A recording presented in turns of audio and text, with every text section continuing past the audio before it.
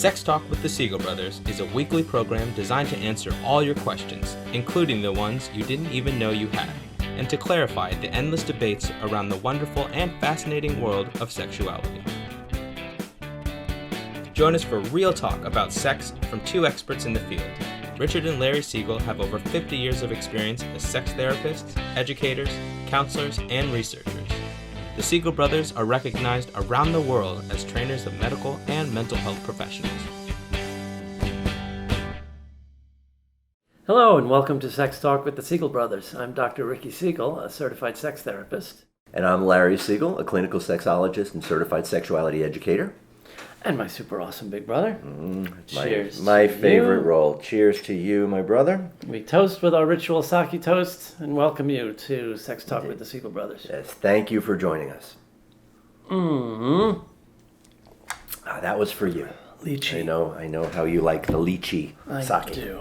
So, Indeed. thanks for joining us on Sex Talk, our weekly forum, though every day should be Sex Talk. Indeed. Because there's never a shortage of important things to talk about.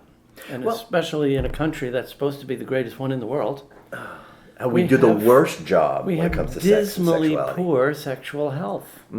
So conversations are the best way forward. Absolutely. And as we often gripe, this just fundamental wrongness that it should not be easier to do something than to talk about doing it. Right. But yet, when it comes to sex, most people want to turn off the lights, all the lights, get a little buzz on, and just not say a friggin' word. Right. Just do it. Right. And then don't talk about it after. Right. And again, it's mind-boggling how something that is so integral to our lives, such a core aspect of our existence, we can't talk about it. And that's, the heart of intimacy, right? People have always used, we were intimate together as some, juvenile euphemism for doing it. But actually being intimate, I mean, it's easy to have sex and be completely not intimate, especially all messed up, that we talk often about being literally or figuratively naked. And a lot of people, when the clothes come off, the emotional parkas and ski masks and mucklucks come out and That's like, right. Oh, don't look at me. That's right. They take off their clothes but put on their armor. Yes, well said. Yeah. So it's been an interesting week. It really has, and again, just a lot of things going on. I'm super excited about our guest tonight. You have had the good fortune of meeting her and having class with her and experience the work that she does.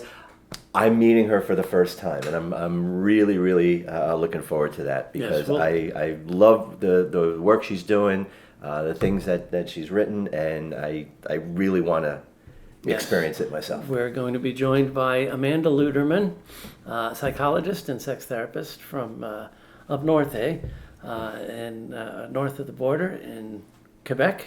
Yeah.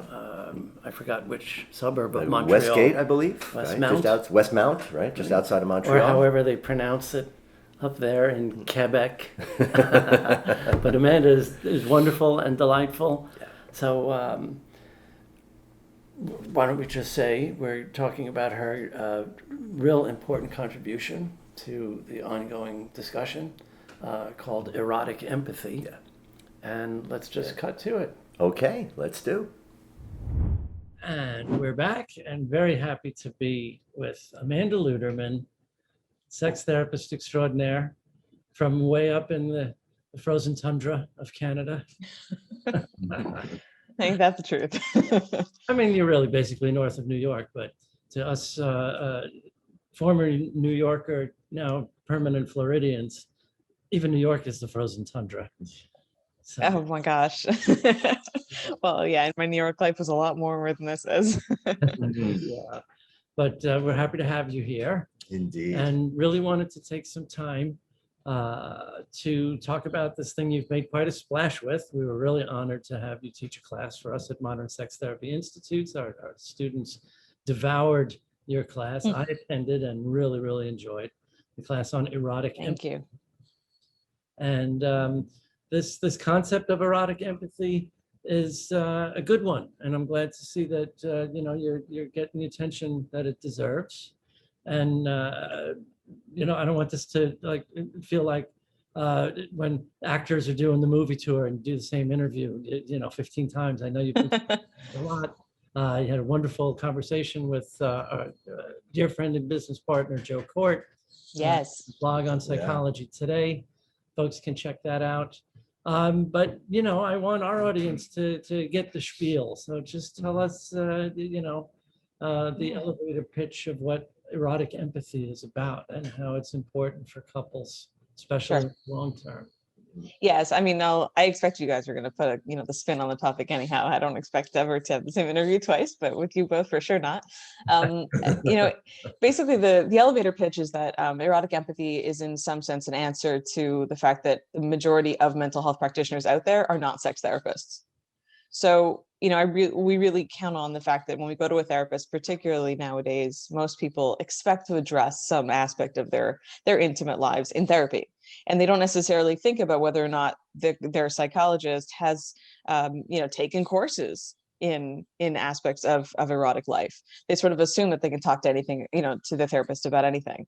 And in fact, as we know in the field of sex therapy, more generally, most psychologists with PhDs in psychology have never taken a course that ever used words like, kink, non-monogamy, frankly, orgasm, So this is in a way the development of a competence in the ability to discourse, to dialogue issues of not only intimacy as a euphemism for sex, but of intimacy and of erotic differences in a couple. Because of course, in couples therapy or in couple life, no two people are ever going to be exactly the same when it comes to their erotic experiences.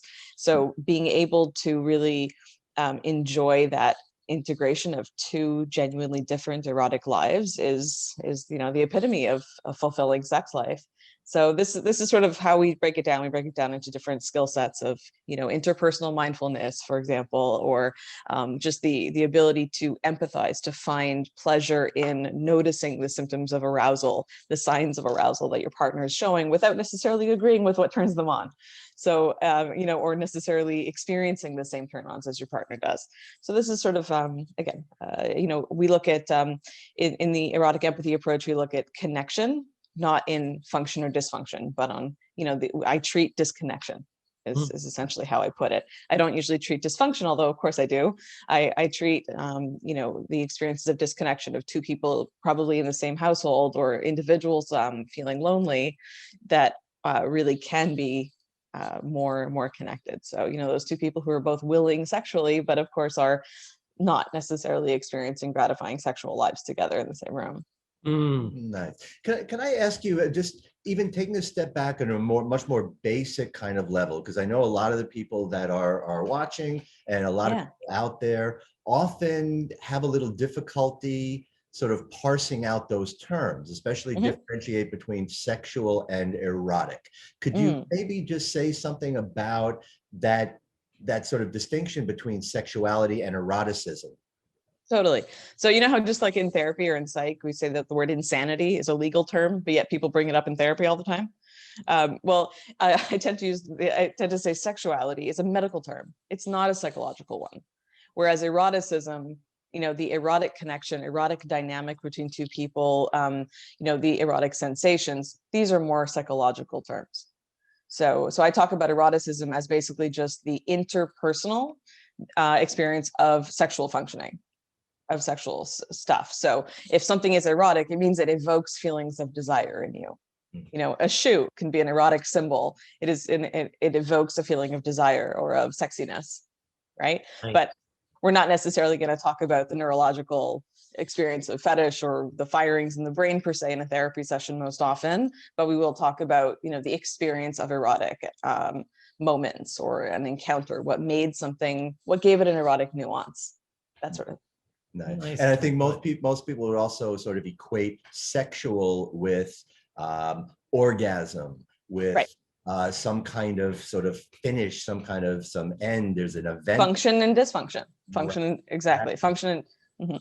Yeah, and I think that eroticism is just that sort of pleasurable process that people go through. It's, Yeah, it's the je ne sais quoi that makes you walk away feeling you either enjoyed it or didn't. Nice. Nice. Thank you. That's a really good explanation. She threw French in there. There you go. But I think you really, I'm not like blowing smoke up your skirt. You tapped into something that sex therapists, I think, kind of do without realizing they're doing it. That's Anytime right. you're working with a couple and the dysfunction that brought them in, as it should, I think, kind of starts melting to the background because of that reconnection. That's right. That's what, right? That's right. I mean, that's right. With a colleague of mine who's a urologist, we have a joke that, I tell him he doesn't treat erectile dysfunction. He treats erectile disappointment. This is that at the end of the day, when most people are experiencing partnered issues in performance, they're probably not having issues of performance on their own. Right, the majority of cases that masturbation does not beget the same issues as partnered sex because there's vulnerabilities in the way, right? I mean, we don't experience enough erotic empathy from our partners most often that would allow us imperfection. I say erectile imperfection, erectile disappointment, for example, is far more common than the true erectile dysfunction. Yeah. Sure. And how about what part of it is like when people get in their own way because of, spectatoring and self-critical, Yes. Body image stuff, men and women both, right? How does that impede? Absolutely. I mean, I think that's one of the biggest, actually it was in a situation that like you're talking about where a person gets in their own way, that erotic empathy was born. The idea that the average person rejects themselves and in so doing rejects their partner is also something that we see a lot. Wow. So let's say, right, if you're feeling kind of, you're not feeling your most attractive for whatever reason, for example, reasons of our own physical maintenance, right? I mean, if you haven't showered, you haven't shaved whatever part of your body you prefer shaved before, that kind of stuff, you may turn down your partner's sexual initiative. And then in so doing, you're rejecting them. Right? I mean, they're going to walk away feeling disappointed. They're not necessarily going to walk away knowing that what they needed to do, in fact, was to reassure you that you really are desirable, that it really would have been okay. They're mostly going to be like, all right, try again next time. And too many of those create resentment and rejection over the course of a relationship, can cause issues. Yeah. And especially, I think we don't often realize that when we're doing that, when we're sort of shutting down that sort of erotic empathy, we're oftentimes insulting the other person. Absolutely. Absolutely. Not that nice. Oh, come here, give me a hug. Oh, you smell so good. What, are you crazy? I stink. I was out there working in the yard. And what we're doing is we're just shutting them down. We're discounting them. Absolutely. And not breed resentment. And, to take that a step further, it seems like we're in a time that seems especially timely for this concept. How does all of this past year living with COVID? I can imagine that in so many relationships, the empathy factor becomes a casualty. Absolutely. I mean, I think negotiating space is a big part of sex and eroticism in general. So if somebody's been, literally in your space and you're seeing each other all the time, where's the je ne sais quoi? Where's the othering? Where's the missing each other, the yearning? Negotiating how much you really want to see each other or don't want to see each other can play into desire. So, COVID begets it puts us all in need of a conversation that negotiates our needs and wants. And a lot of people have trouble doing that. You guys know these things. It puts everyone's skills right back central to their relationships. And if those skills aren't there, your sex life will suffer, right? Well, if the data that's been talked about is any indicator, those skills still kind of suck, because logic would dictate there would be a post-COVID baby boom, right? But it doesn't seem like there's going to be.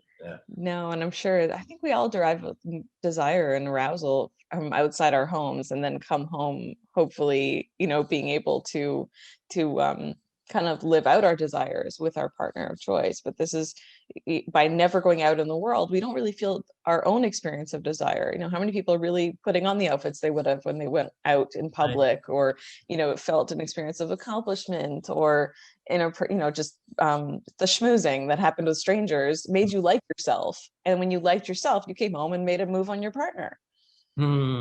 That's Wow. so good. You know? That's such an important point, because, you know, again, that sort of social reflection, that looking glass self, right? That Coach talked about, how a lot of what does drive that connection and desire for and with our partner is our experience of sort of getting that feedback from the outside world.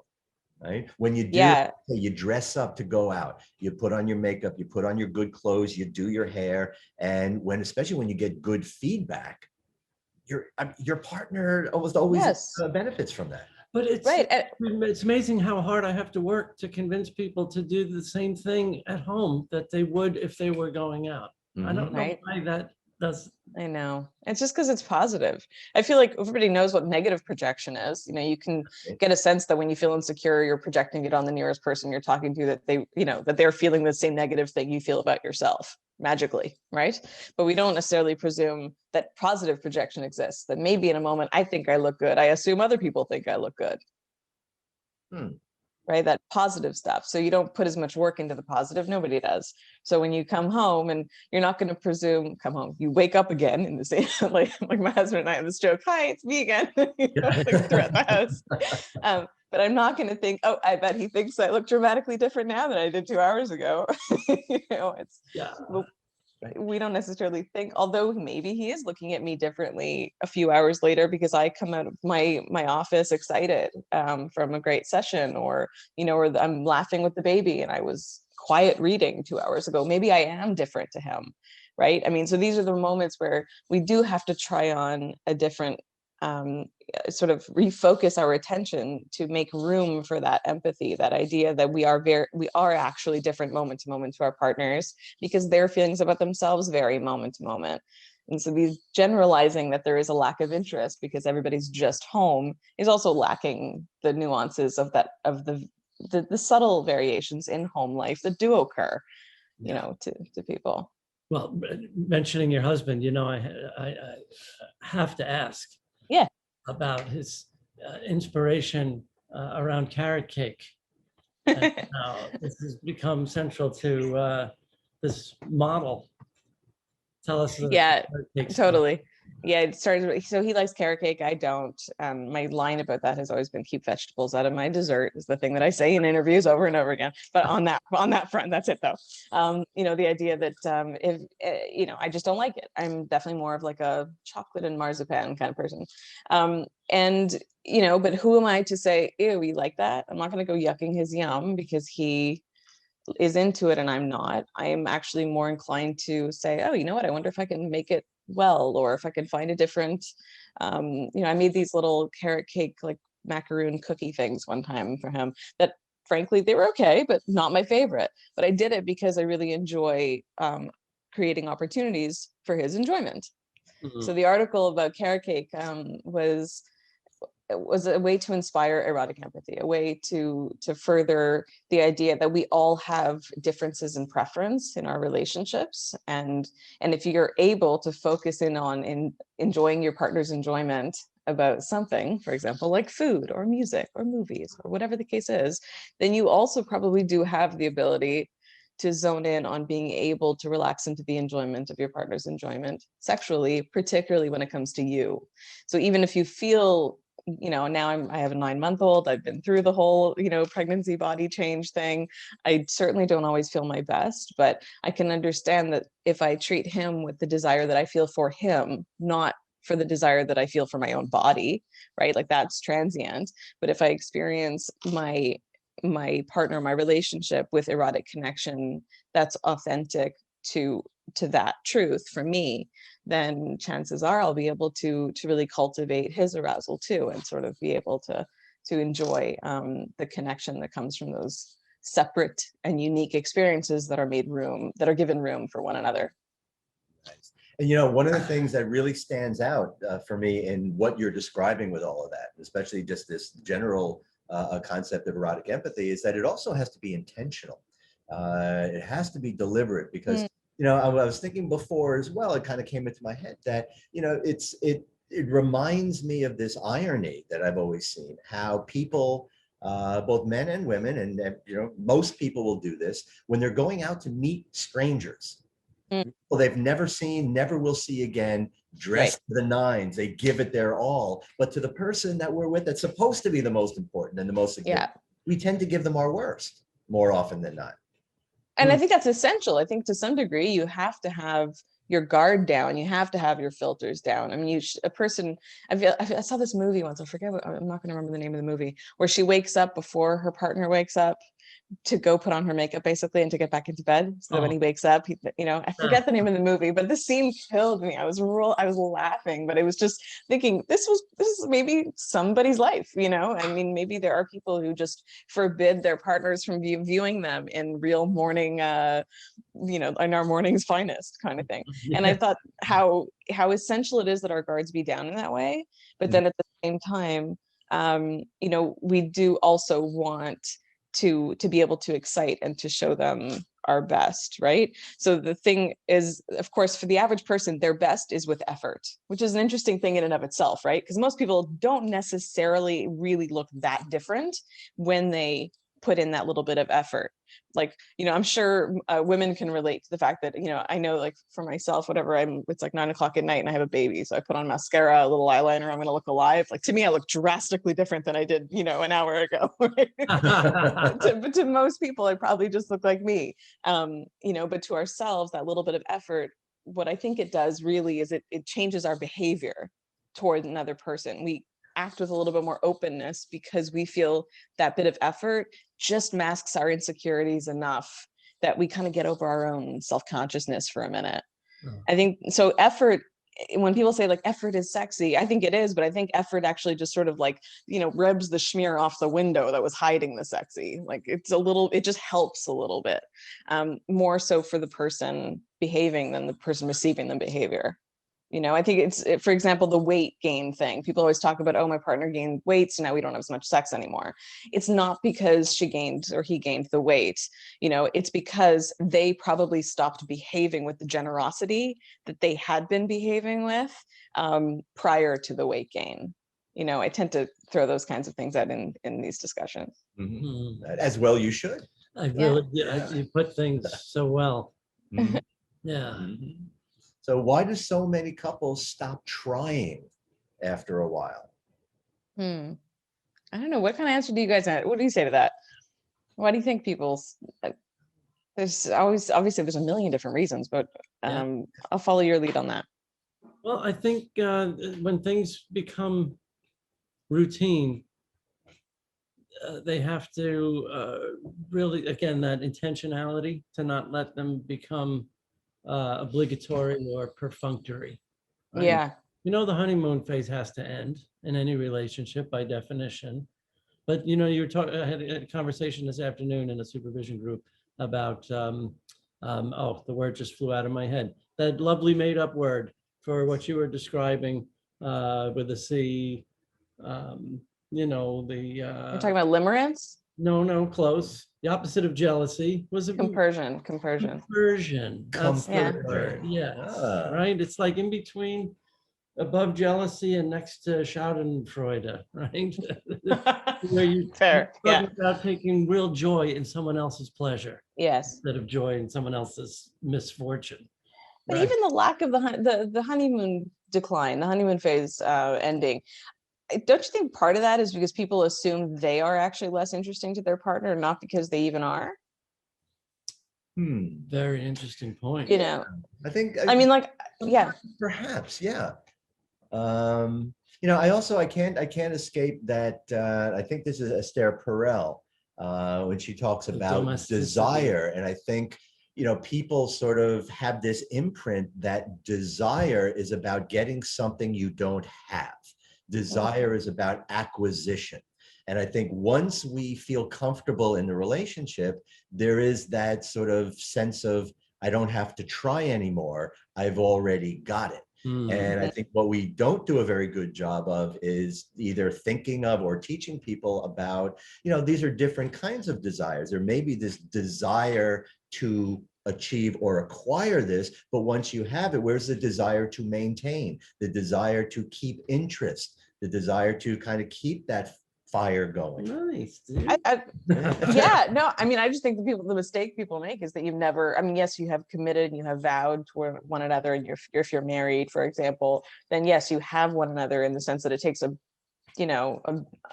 inconvenient amount of paperwork to get out of it, should you be married. And you just, but chances are, I mean, it would be beneficial if people didn't think they had their partners, right, entirely. I just don't think that's a safe assumption. I think you have to continue to make the vow, to enact the vow of continuing to value that your partner's sexual life exists insofar as you are present with them erotically. So like when you get married, for example, people don't say this enough, you are making a vow to value your person as a sexual person for the rest of their lives. So if you stop initiating, or if you don't receive, and I'm not saying have non-consensual, this is, I'm never saying just have sex, but I'm saying if you don't, contribute to the erotic dynamic, if you don't take an interest in arousing your partner and being aroused by your partner, then I think marriages fall apart. And I love the line, somebody said this recently, they asked me a question, can sex survive marriage? And to which I said, I think most marriages can't survive the sex they're having. I think the sex isn't that great because most people are sort of, hiding their erotic needs in the sex that they routinely have that isn't meeting all their needs. They sort of have it. Then once they have sex, they think they don't have to talk about it for another 3-4 days at least. So then they sort of continuously mask their lack of fulfillment, in these non-communicative sort of behaviors, right? And that's sort of something that I think can be worked on. I think anybody should, this is a plea to all those people out there, who are having okay sex and feel okay with their partners, but feel like it could be better, to make it great, to make it a priority. Don't go to couples therapy because divorce lawyers are expensive and it's worth a shot. Like, go because you should have a great, pleasurable, I mean, sex is supposed to be magnificent. It should feel tremendous. And if it doesn't, it should be worked on. And if you can't make it better, then, we hear your struggle, right? As practitioners who are focused on this stuff, and we want people to know that, that it's worth continuing to try and to work on it. That's so great. And to build and to grow and, be different. Evolve. Yeah. And again, as I'm thinking, I've never put this in my head before, but, in other areas, like with teaching and, even as an athlete, as a tennis player, I've always made this distinction, for example, between, like, when somebody says, I've been, teaching for X number of years. And I would always look at that, and especially as a supervisor, it's like, all right, have you been teaching for 20 years, or have you been teaching 1 year 20 times? Oh, that's really, yes, Where's that's great. That growth? Where's that development? Yes. And you're just kind of letting me see that now. That's a question we want to ask with relationships as well. That's right. Have you been together for 20 years? Have you really been doing this for 20 years? Or have you been together for 1 year that you've been repeating 20 times? It's funny you say that. One of my assessment questions for couples is, tell me how your sex life has changed over the time you've been together. And if they say it hasn't, I know we're in trouble. Yeah. Right. I mean, physiologically, if a woman, for example, has had children, she's completely redone her wiring of the pelvic region multiple times. So what worked then is not going to work, prior is not going to work after. There will be new things. There should be new curiosity, new exploration. And certainly for male-bodied people, we're talking, sensitivities, right? Sensations change, and what works doesn't necessarily work, or what worked more easily now works with more intensity. Those kinds of things should be expected to change. But unfortunately, when something doesn't work like it used to, we just don't do it anymore. Right. And that's one of the greatest downfalls of sexual activity in couples, is just those initial disappointments, demotivating behavior. Then the avoidance comes. Yeah. Well, this was great. We should let this tired mom go to bed. So thank you so grateful much for for taking Thank you. and explaining this, and folks can find more. Just Google erotic empathy, and you'll be taken to Amanda's website. We're going to put information up when Thank we you. credits, and folks can find you. And, Great. Yeah, we're just really glad to have crossed paths and this honored. is such great work. Absolutely. really Thank you so much. No, I really appreciate it. And yeah, looking forward to doing it again sometime for sure. Absolutely. That'll Wonderful. happen. Thank you so much. Take care. I'm so glad I had this opportunity. Cheers to I you, really Amanda. am. Thank you Thank so you. much, and what a pleasure to be able to meet you finally. Yeah, this is really a great point, and I love her explanations. They just sort of sit so well, and they're very. It's an idea and a concept very accessible. And she delivers it very, very well. She really does. Yeah. And and this is something too that if those of you who have just heard this and seen her talking about this, you don't necessarily need to go to a therapist. This is an idea that everybody can make happen within their own relationship. Right? It's about being more intentional. It's about allowing yourself to want to still please your partner, be attractive to and by your partner. Right? And that's something that we just, as we were talking about, just lose sight of so often. Once people sort of feel comfortable in the relationship, it's like they stop trying. And a big part of just empathy in general, especially that erotic empathy, which I think goes hand in hand with emotional empathy. Right? You really can't separate them. Yeah. People sure try, though, don't they? They do. They really do. Friends with benefits. We'll have to have a show on friends with benefits and what bullshit that is. Yeah, NSA. People try so hard to not catch feelings after having sex with someone. Well, I mean, again, how much? Yeah, and again, that no strings attached. Really? Yeah. Really? And I'd like to really find the person that's true for. Yeah. Right? The tell is always when one gets into a real relationship. Then look at the other and tell me how there's no strings attached. Right. Yeah. Try real hard. Exactly. Exactly. Right? So what a great concept. Like I said, it's something that everybody can reach, hold on to, and bring into their own relationships.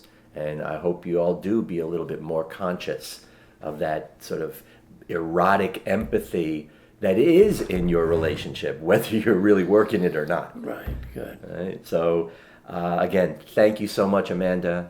It's been a pleasure. I hope we get to talk to you again soon. All right. So I guess that'll do it for us for this week on Sex Talk with the Siegel Brothers. Indeed. So we'll say goodnight. Toast once more. Thank you, my brother. Thank you. Always a pleasure. And we'll see you next Friday and every Friday at 7 p.m. East Coast time on our YouTube channel. And we'd appreciate if you'd hit the subscribe button and share and like and make some comments. And if you came to us through Facebook, like and share over there as well. We appreciate Absolutely. you. Yeah, Thanks we very would much. really love to hear from you. So comments are much appreciated. Stay well, everybody. Thanks for watching Sex Talk with the Siegel Brothers. Join us each week on Friday at 7 p.m. Eastern. You can also follow us on Facebook and subscribe to our YouTube channel to stay on top of the latest developments in the ever-changing world of sex and sexuality.